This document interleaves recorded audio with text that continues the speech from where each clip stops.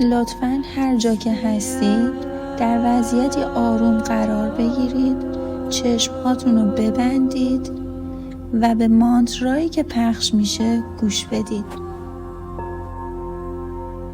ای عزیز، به خانه بازگرد به قدرت نامحدودی که در وجودت جریان دارد.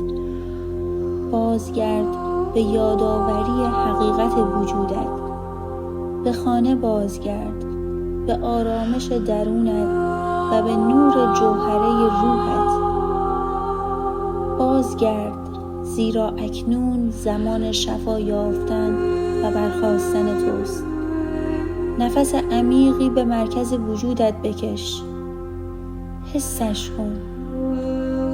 نیروی الهی تو را فرا می‌خواند و با قدرتی تو را پر می‌کند تا در مسیر بازگشت به خانه یاریت کند.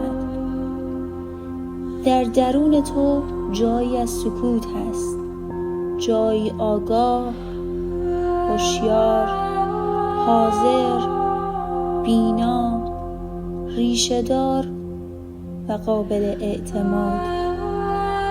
هیچ حقیقتی عمیق‌تر از این نیست. تو مقدس هستی، تو الهی هستی، تو خود عشق هستی و این هسته واقعی وجود توست، همان که زیر لایه‌های زخمی پنهان شده. اکنون توهم جدایی در حال فرو ریختن است. تو در حال بازگشت به آغوش الهی یگانگی، پاکی و یادآوری هستی. حالا آن را حس می‌کنی، آن طنین درونی را که در هر سلول بدنت می‌داند تو عشق هستی.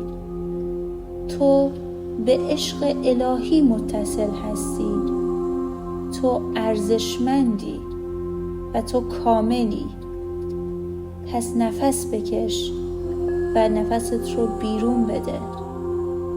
تو به خانه رسیده ای. خوش آمدی.